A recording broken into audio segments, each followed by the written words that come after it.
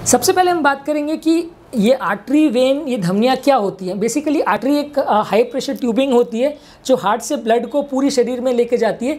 ये एक high pressure connecting circuit होता है जिसमें हार्ट का जितना पूरा प्रेशर है वो नलियों तक पूरा ट्रांसमिट होता है। ये नलियों की दीवारें थोड़ी मोटी होती हैं और इसमें ये नलियाँ काफ़ी इलास्टिक भी होती हैं, इसलिए इस नली में अगर डैमेज होता है तो ब्लीडिंग बहुत ज़्यादा होती है। इसके अलावा बॉडी से जो हार्ट तक ब्लड लेके जाती है उसको वेन्स बोलते हैं। ये कंपैरेटिवली थोड़ा लो प्रेशर में ब्लड को लेके जाती हैं, इसलिए ये नलियाँ थोड़ी सॉफ्ट होती हैं, इसमें ब्लीडिंग का रिस्क भी बहुत कम होता है और ये अशुद्ध ब्लड को पूरी बॉडी से अब्जॉर्ब करके हार्ट में लेके जाती हैं। जबकि आर्टरीज जो हैं वो शुद्ध ब्लड को हार्ट से पूरे शरीर में लेके जाती हैं। काफ़ी पेशेंट्स को ये कॉन्सेप्ट समझ में नहीं आता कि आर्टरी वेन क्या होती है। जो हार्ट अटैक है वो आर्टरी का इन्वॉल्वमेंट होता है कि वेन का इन्वॉल्वमेंट होता है, इसलिए ये कॉन्सेप्ट समझना ज़रूरी है। ये आर्टरी वेन जहाँ पर पूरे शरीर में ब्लड सप्लाई करते हैं वहाँ एक छोटा कैपिलरी का छोटी छोटी धमनियों का गुच्छा होता है जो इनको आपस में कनेक्ट करता है और जो आर्टरी का ब्लड टिश्यू में पहुँचाता है और बाद में टिश्यू से वही ब्लड को सक करके वेन में पहुँचाता है। डीप वीनस थ्रोम्बोसिस में जो क्लॉटिंग होता है वो वेन्स में होता है। ये वेन्स ज़्यादातर पाँव की नलियों में अगर इन्वॉल्वमेंट है तो उसको फीमोरल वेन या इलियाक वेन्स बोलते हैं, और वहाँ से अगर क्लॉट ऊपर की तरफ जाता है तो उसको हार्ट की मेन नस या मेन वेन बोलते हैं, जिसको इन्फीरियर वेना कैवा बोलते हैं। ये जो एरिया है ये डीप वीनस थ्रोम्बोसिस में इन्वॉल्व होते हैं। आज हम बात करेंगे डीप वीनस थ्रोम्बोसिस यानी पाँव की नली में क्लॉट की बीमारी, और ये क्लॉट जब लंग्स में चला जाता है जिसको पल्मोनरी एम्बोलिज्म बोलते हैं, इस बीमारी के बारे में। डीवीटी क्या है? पाँव में जो बड़ी बड़ी नलियाँ होती है जो ब्लड पाँव से खींच के ब्रेन में ले जाती है, इसको वेन्स बोलते हैं। ये नलियों में अगर क्लॉट जम जाए तो उसको डीप वेनस थ्रोम्बोसिस बोलते हैं।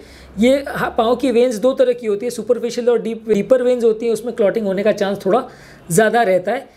इसके सिम्टम्स ज़्यादातर पेशेंट को यही होते हैं कि जो पाँव जिसमें नस क्लॉट हो गई है उसमें सीवियर पेन होता है पेशेंट को, पाँव में स्वेलिंग हो जाती है, पाँव थोड़ा वार्म हो जाता है, थोड़ा गर्म हो जाता है टच करने पर, और पेशेंट को चलना फिरना मुश्किल हो जाता है। इस तरह के सिम्टम्स लेके पेशेंट हमारे पास आता है।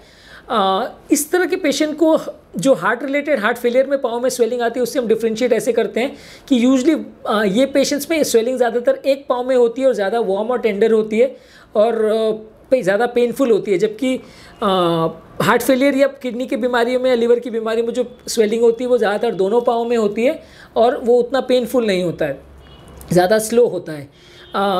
सेलुलाइटिस एक बीमारी है जिसमें एक पाँव में इन्फेक्शन हो जाए तो भी इस तरह का हो सकता है, पर सेलुलाइटिस के पेशेंट में ज़्यादातर लोगों को फीवर होता है और पाँव ज़्यादा गर्म होता है और उतना स्वेलिंग नहीं होता है जितना कि डीप वीनस थ्रोम्बोसिस वाले पेशेंट्स में होता है। यूजली इसको जब भी अगर इस तरह का पेशेंट हमारे पास आता है तो एक डॉपलर टेस्ट किया जाता है कंफर्म करने के लिए, या सीटी वीनोग्राम कर सकते हैं इसको कंफर्म करने के लिए, और अगर ये कंफर्म हो जाए तो उसके साथ हमें ट्रीटमेंट करना पड़ता है। ये बीमारी अगर क्लॉट पाँव में है तो इतना जान को खतरा नहीं रहता है, पर कभी कभी अगर ये क्लॉट पाँव की नली से निकलकर ब्रेन में हार्ट के थ्रू लंग्स में चला जाए तो ये पल्मोनरी एम्बोलिज्म कर सकता है, इसको लंग्स का अटैक बोलते हैं।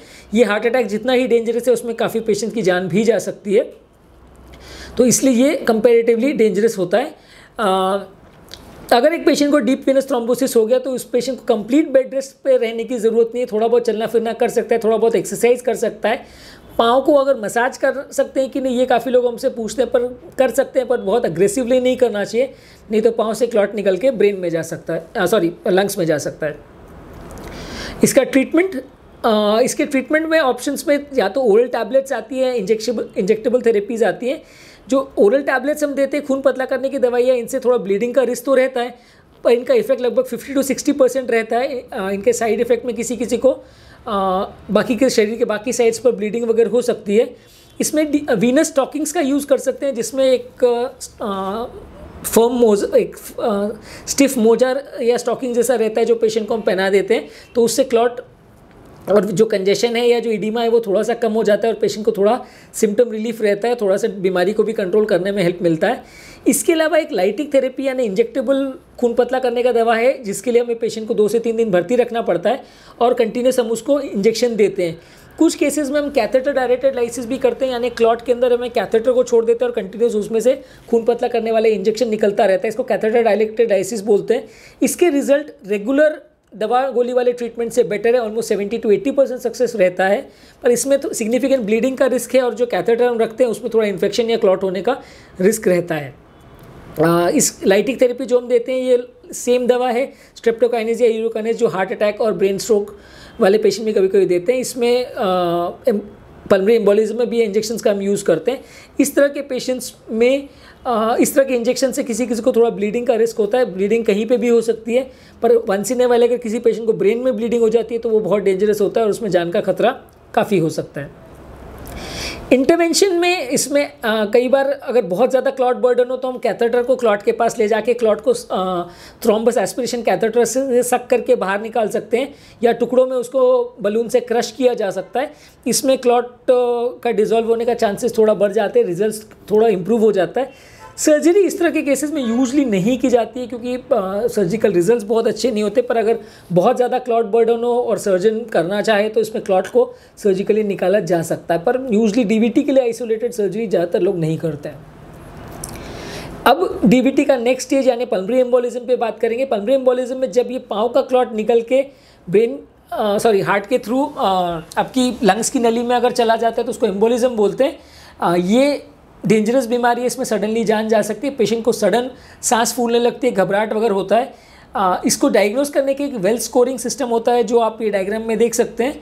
इससे हम कैलकुलेट करते हैं कि किस पेशेंट को एम्बोलिज्म की पॉसिबिलिटी है। ज़्यादातर इस तरह के पेशेंट्स को सडन सांस फूलने की तकलीफ होगी, घबराहट, पसीना होगा, बीपी कम हो जाएगा, हृदय गति बढ़ जाएगी, सांस की गति बढ़ जाएगी, सैचुरेशन कम होने लगेगा। किसी किसी पेशेंट को इसमें चेस्ट पेन होता है, पर इसमें चेस्ट पेन उतना ज़्यादा नहीं होता जितना हार्ट अटैक वाले पेशेंट में होता है। इसमें सांस ज़्यादा फूलती है, सैचुरेशन ज़्यादा कम होता है, और ऐसे पेशेंट को अगर आप स्टेथोस्कोप से अगर ऑस्कल्टेट करते हैं तो इसमें लंग साउंड्स बहुत कम आते हैं, जो कि इसको हार्ट फेलियर वाले पेशेंट से यानी हार्ट फेलियर में जो सैचुरेशन वगैरह कम होता है उससे डिफ्रेंशिएट करने में हेल्प करता है। एम्बोलिज्म दो तरह का हो सकता है, एक्यूट एम्बोलिज्म और क्रॉनिक एम्बोलिज्म। एक्यूट मतलब सडनली जिनको एम्बोलिज्म हो गया, सडन जान जा सकती है, इसको तुरंत मैनेजमेंट करना पड़ता है। और एक क्रॉनिक एम्बोलिज्म होता है जिसमें छोटे छोटे क्लॉट के टुकड़े पाँव की नली से निकल के बार बार अगर लंग्स की नलियों में जमा होते जाते हैं तो उसको क्रॉनिक एम्बोलिज्म बोलते हैं। ज़्यादातर इस तरह के पेशेंट्स को क्लिनिकली डायग्नोस किया जाता है। इको पे मेजॉरिटी ऑफ द पेशेंट्स की डायग्नोसिस को आप कंफर्म कर सकते हो, और सबसे बेस्ट इसमें डायग्नोसिस के लिए ट्रेडमिल सीटी स्कैन करते हैं, सीटी पल्मोनरी एंजियो हम करते हैं। तो इसमें ज़्यादातर पेशेंट्स का हम अगर लंग्स की नलियों में कोई क्लॉट है तो हम उसे कंफर्म कर सकते हैं। ज़्यादातर एम्बोलिज्म वाले पेशेंट्स में अगर मैसिव एम्बोलिज्म है तो सब उनको एडमिट करना चाहिए। अगर छोटा एम्बोलिज्म है या छोटी नली में क्लॉट हुआ है तो उसको एडमिट ना भी करें तो चलेगा। पेशेंट को ज़्यादातर 3 से 4 दिन एडमिट रखना पड़ता है। इसमें जो हार्ट अटैक के लिए जब हम खून पतला करने के इंजेक्शन देते हैं जैसे स्ट्रेप्टोकाइनेज, यूरोकाइनेज, ऑल्टीप्लेज, इस तरह के इंजेक्शन हम यूज़ करते हैं। इससे लंग्स की नलियों में जो क्लॉट है उसको घोला जा सकता है। ज़्यादातर पेशेंट्स को ये 24 से 48 घंटे तक कंटिन्यूस इन्फ्यूजन्स में देना पड़ता है। कभी कभी अगर रेगुलर थेरेपी से रिस्पॉन्ड ना करे और ब्लड अगर जो क्लॉटिंग वाला दवाई हम दे रहे हैं, क्लॉट डिजॉल्व करने वाला दवाई, वो अगर क्लॉट तक ना पहुंच पाए तो कैथेटर डायरेक्टेड लाइसिस कर सकते हैं, जिसमें हमें कैथेटर लंग्स के क्लॉट की नली में रख देते हैं और थोड़ा सा उसको बलून करके जगह कर देते हैं ताकि ब्लड का फ्लो वहाँ पे चालू हो जाए, और वहाँ पे हम उसको इंजेक्शन से खून पतला करने का दवा देते हैं। तो इसमें रिजल्ट्स थोड़े बेटर आते हैं। पर ये इंटरवेंशनल थेरेपी हर केस में यूजली नहीं करते हैं। ज़्यादा कॉम्प्लिकेटेड केसेस होते हैं या ज़्यादा बड़ा एम्बोलस होता है या रेगुलर थेरेपी से रिस्पॉन्स नहीं आता है तो ही हम इसको करते हैं। एक्यूट एम्बोलिज्म में सर्जरी करके क्लॉट को निकालना इतना ईजी नहीं है, सर्जरी के रिस्क भी काफ़ी रहते हैं।